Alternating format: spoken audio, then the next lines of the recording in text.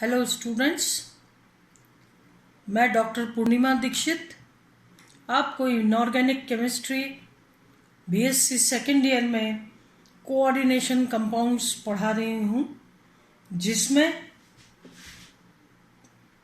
कल हमने पढ़ा था कि किस प्रकार से संकुलों में चुंबकत्व तथा ज्यामिति की व्याख्या संयोजकता बंध सिद्धांत के द्वारा दी गई। आपने इसमें ये पढ़ा था कि अधिकतर जो मेटल कॉम्प्लेक्स हैं, धातु संकुल हैं, वो 6 कोऑर्डिनेटेड कॉम्प्लेक्सेस 6 समन्वय संख्या के संकुल बनाते हैं, क्योंकि ये संकुल स्थायी होते हैं। 6 समन्वय संख्या का मतलब होता है कि धातु आयन से 6 लिगेंड जुड़कर 6 सिग्मा बंध बनाते हैं, और 6 सिग्मा बंध बनने में जो ऊर्जा का निष्कासन होता है वो बहुत अधिक होता है। इसलिए अधिकतर जो धातु आयन की जो धातु आयन में वैलेंस ऑर्बिटल में D0, D1, D2 और D3 विन्यास होता है, वो अष्टफलकीय संकुल बनाते हैं। क्योंकि अष्टफलकीय संकुल बनने में या तो D2sp3 हाइब्रिडाइजेशन होगा या sp3d2 हाइब्रिडाइजेशन होगा। लेकिन जब D0, D1, D2, D3 विन्यास होता है, कॉन्फ़िगरेशन होता है, ऐसी कंडीशन में Eg ऑर्बिटल्स जो D5 कक्षक होते हैं, उनमें से 3 T2g भरे हुए होते हैं, और जो Eg कक्षक होते हैं वो रिक्त होकर संकरण के लिए ये कक्षक उपलब्ध कराते हैं। इसलिए D1, D2, D3 विन्यास वाले जो परमाणु होते हैं वो अष्टफलकीय संकुल ही बनाते हैं। लेकिन जब D4, D5, D6 विन्यास होता है, तो ऐसी कंडीशन में डी कक्षक में सभी डी कक्षक में कम से कम एक इलेक्ट्रॉन होते हैं, और D2sp3 संकरण के लिए 2 डी कक्षक Eg कक्षक रिक्त होने चाहिए, तभी D2sp3 संकरण होगा। ऐसी कंडीशन में D4, D5, D6 विन्यास वाले धातु परमाणु में खाली डी कक्षक तभी हो सकते हैं कि इलेक्ट्रॉन की पुनर्व्यवस्था हो। सब के सब इलेक्ट्रॉन dxy, dyz, dxz में शिफ्ट हो जाएं, और 2 Eg कक्षक dx2, y2 और dz2 को रिक्त कर दें, ताकि संकरण में भाग लें। तो इस पुनर्व्यवस्था में भी, यानी इलेक्ट्रॉन्स के युग्मन में भी कुछ ऊर्जा लगती है, लेकिन ये ऊर्जा इतनी कम होती है कि 6 सिग्मा बंध बनने के पश्चात जितनी ऊर्जा निकलती है, उससे युग्मन ऊर्जा का मान बहुत ही कम होता है।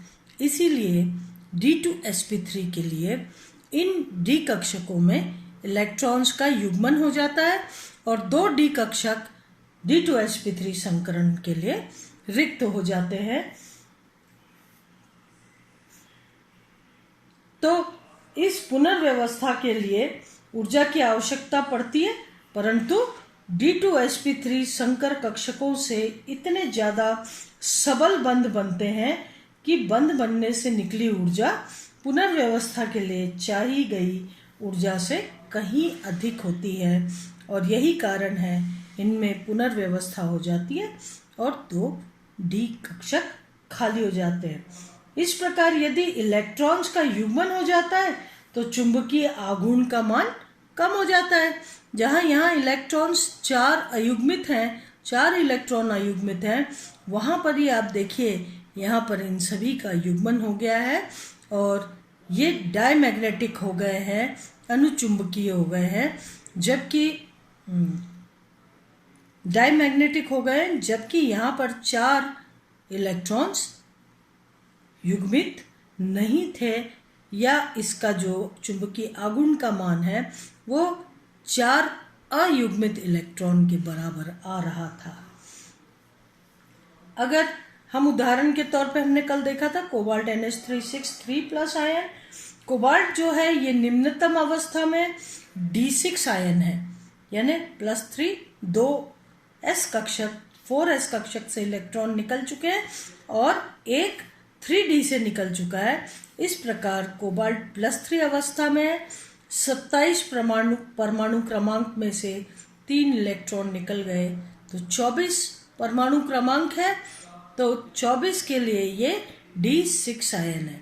जब D6 इलेक्ट्रॉन 3d कक्षक में उपस्थित हैं तो 5 में एक इलेक्ट्रॉन जाने के बाद छठा इलेक्ट्रॉन का एक d कक्षक में युग्मन हो गया।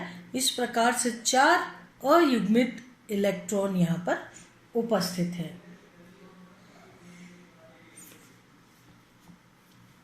अगर प्रयोग के तौर पर देखा जाए तो कोबाल्ट 3+ आयन डायमैग्नेटिक यानी प्रतिचुंबकीय आयन है।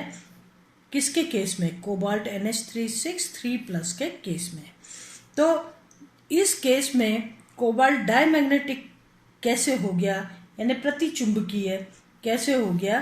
तो आप देख रहे हैं इस तरीके से 2d कक्षक रिक्त करने के लिए 2 इलेक्ट्रॉन का युग्मन हो गया और कोबाल्ट 3+ संकरण से पूर्व 3 T2g कक्षकों में 2 युग्मित इलेक्ट्रॉन उपस्थित है और 2 Eg कक्षक यहाँ पर खाली हो गए।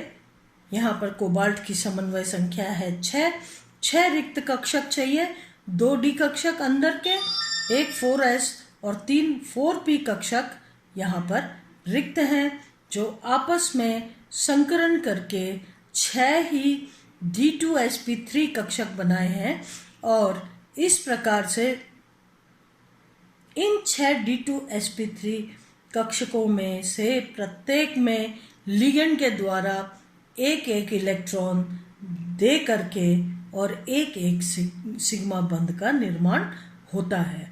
इस प्रकार से चूंकि सभी इलेक्ट्रॉन्स युग्मित हो जाते हैं, इसलिए कोबाल्ट 3+ जो कि डायमैग्नेटिज्म शो करता है या इसका मैग्नेटिक मूवमेंट होता है 0, जबकि आयनिक अवस्था में ये 4 अयुग्मित इलेक्ट्रॉन्स के बराबर चुंबकीय आघूर्ण 4.8 के करीब शो करता है।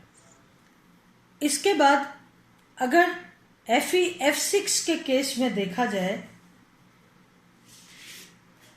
तो FeF6 के केस में आयरन 3+ अवस्था में है, क्योंकि यहाँ पर 3 माइनस लगे तो 6 माइनस में से आयरन 3+ है, तो 3+ और 3- उदासीन होकर 3- यहाँ पर लगा हुआ है।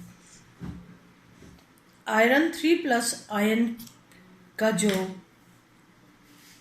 विन्यास है वो है D5 विन्यास। D5 यानी D कक्षकों में 5 इलेक्ट्रॉन उपस्थित हैं। आयरन 26 परमाणु क्रमांक होता है, उसमें से 3 निकल गए तो 23 इलेक्ट्रॉन्स यहाँ पर हाजिर हैं और 23 यानी आयरन +3 अवस्था में इसमें D कक्षक में 5 इलेक्ट्रॉन्स उपस्थित हैं। निम्न अवस्था में आयरन के 5 D कक्षकों में एक इलेक्ट्रॉन उपस्थित होता है। 4s कक्षक, 4p कक्षक और 4d कक्षक रिक्त होते हैं। जब FeF6 का चुंबकीय आघूर्ण नापा गया तो चुंबकीय आघूर्ण 5 अयुग्मित इलेक्ट्रॉन्स को प्रदर्शित करता है। चुंबकीय आघूर्ण का मान करीब करीब 5.9 के आसपास होता है और वो 5 अयुग्मित इलेक्ट्रॉन्स को प्रदर्शित करता है। तो इस प्रकार से वैलेंस बॉन्ड थ्योरी के आधार पर जो इनका एक्सप्लेनेशन दिया गया, इसमें आयरन निम्नतम अवस्था में 3d5 5 इलेक्ट्रॉन्स उपस्थित है, जबकि जब FeF6 संकुल फॉर्म होता है या संकुल बनता है तो उसमें अयुग्मित इलेक्ट्रॉन की संख्या उतनी ही होती है जितनी आयरन +3 के केस में है। 5 इलेक्ट्रॉन 5d कक्षक में उपस्थित होते हैं। इस प्रकार से इससे ये समझ में आता है कि अंदर के d कक्षकों में 5 अयुग्मित इलेक्ट्रॉन उपस्थित हैं, इसलिए आयरन F6 के केस में बाहर के d कक्षक हाइब्रिडाइजेशन में भाग ले रहे हैं और ये हो गया sp3 3p कक्षक है, एक s कक्षक sp3d2 बाहर के d कक्षक भाग ले रहे हैं, 2 d कक्षक। इस कंडीशन में समन्वय संख्या हो गई 6 और चुंबकीय आघूर्ण का मान वही है जो Fe3+ आयन के केस में था। चूंकि इस केस में बाहर का d ऑर्बिटल काम में आ रहा है हाइब्रिडाइजेशन में, तो हम इसको कहेंगे आउटर ऑर्बिटल कॉम्प्लेक्स, बाह्य कक्षीय संकुल, या कहेंगे चक्रण मुक्त संकुल या हाई स्पिन कॉम्प्लेक्स कहा जाएगा इसको। तो इस कंडीशन में जो संकुल बन रहा है FeF6, ये हो गया बाह्य कक्षक संकुल, चक्रण मुक्त यानी स्पिन फ्री या हाई स्पिन उच्च चक्रण के संकुल। ठीक है, तो इस तरीके से पॉलिंग के अनुसार ये जो संकुल है में 6 फ्लोराइड द्वारा 6 इलेक्ट्रॉन लेने के लिए बाह्य d कक्षक संकरण में भाग लेकर sp3d2 संकरण प्रदर्शित करते हैं और 6 फ्लोराइड लिगेंड द्वारा इन 6 संकरित कक्षकों में इलेक्ट्रॉन युग्म ग्रहण करते हैं। इस तरीके से समन्वय संख्या 6 और संरचना होगी अष्टफल की है। लेकिन यदि FeCN6 3- के केस में देखा जाए तो इसमें चुंबकीय आघूर्ण के मान के आधार पर अयुग्मित इलेक्ट्रॉन की संख्या निकलती है। अगर इस केस में देखें तो यहाँ पर आप देखिए आयरन के केस में d5 आयन है, लेकिन जब FeCN6 संकुल बनता है तो d कक्षक में उपस्थित अयुग्मित इलेक्ट्रॉन का युग्मन हो जाता है और 2 d कक्षक संकरण के लिए रिक्त हो जाते हैं। इस प्रकार से 2 d कक्षक, एक s और 3p d2sp3 संकरित कक्षक बनते हैं। संख्या में 6 ही होंगे, समान ऊर्जा के और एक निश्चित दिशात्मक समूहों के ये संकरित कक्षक होंगे।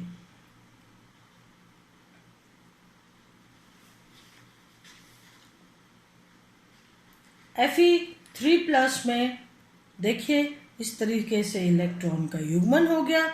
चुंबकीय आघूर्ण जहां Fe3+ में 5 पॉइंट समथिंग था, अब FeCN6 संकुल बनने के पश्चात चुंबकीय आघूर्ण 1.7 के आसपास पहुंच जाता है, जो ये बताता है कि एक ही इलेक्ट्रॉन अयुग्मित है। तो इन संकुलों में इलेक्ट्रॉन के युग्मन के लिए पॉलिंग स्पष्ट रूप से जवाब नहीं दे पाए कि क्यों यहाँ पर इलेक्ट्रॉन का युग्मन हो गया, जबकि Fe(F6) के केस में ये युग्मन नहीं हुआ। ये बाद में क्रिस्टल फील्ड थ्योरी, क्रिस्टल क्षेत्र सिद्धांत जब आया तो इलेक्ट्रोकेमिकल सीरीज के आधार पर बताया गया क्यों FeCN6 के केस में इलेक्ट्रॉन का युग्मन हो जाता है जबकि FeF6 के केस में नहीं होता। तब इलेक्ट्रोकेमिकल सीरीज के आ जाने पर जो लिगेंड स्ट्रॉन्ग होते हैं उनकी क्षमता होती है कि वो इन इलेक्ट्रॉन्स को जो डी कक्षक में उपस्थित हैं इनको युग्मित कर दें, जबकि जो वीक लिगेंड्स होते हैं, दुर्बल लिगेंड्स होते हैं, उनमें ये क्षमता नहीं होती। लेकिन पाउलिंग इस बात का जवाब नहीं दे पाए थे।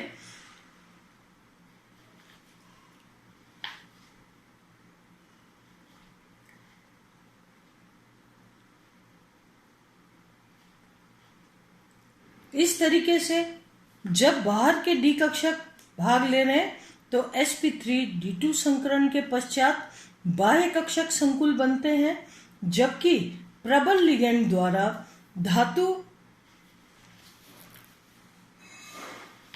प्रबल लिगेंड CN6 तो